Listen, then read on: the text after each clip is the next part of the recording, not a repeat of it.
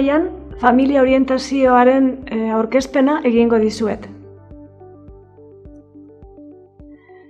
Lehenengo eta behin, nire burua aurkeztuko dizuet, gero ikastaroa nori zuzenduta dagoen esango dizuet, jarraian ikastaroa bera aurkeztuko da, gero ikasketa burutzeko gomendio batzuk emango dira eta agurtu egingo gara.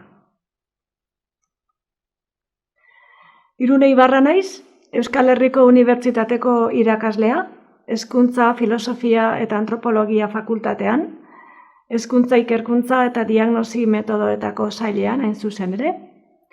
Orientazioarekin loturiko ikasgaiak ematen ditut, familia orientazioa, eskola familia komunitatearen arteko harremana eta diagnosia hezkuntzan, besteak beste.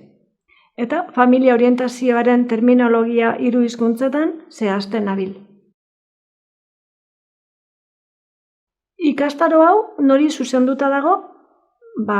Ikastaro hau nola autoikaskuntzarako eta kontsultarako den, eta ez dagoen aldez aurretiko baldintzarik, familia eta familia orientazioa interesatzen zaion orori irekita dago.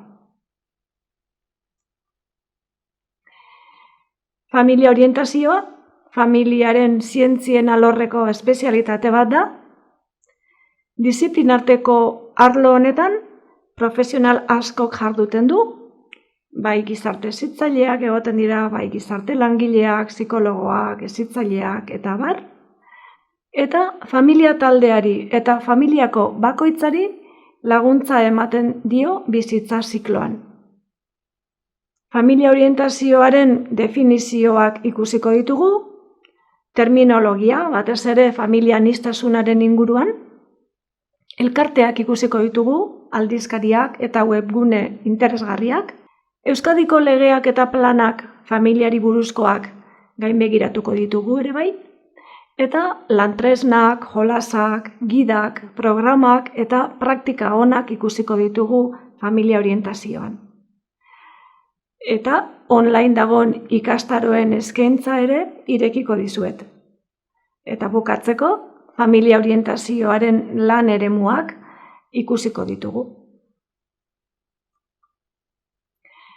Gomendio batzuk ikasketa hau burutzeko.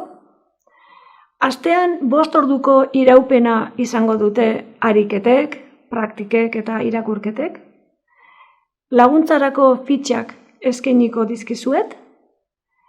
Guztira 6 astetan burutzeko materiala egin izan da, eta informazio asko emango da.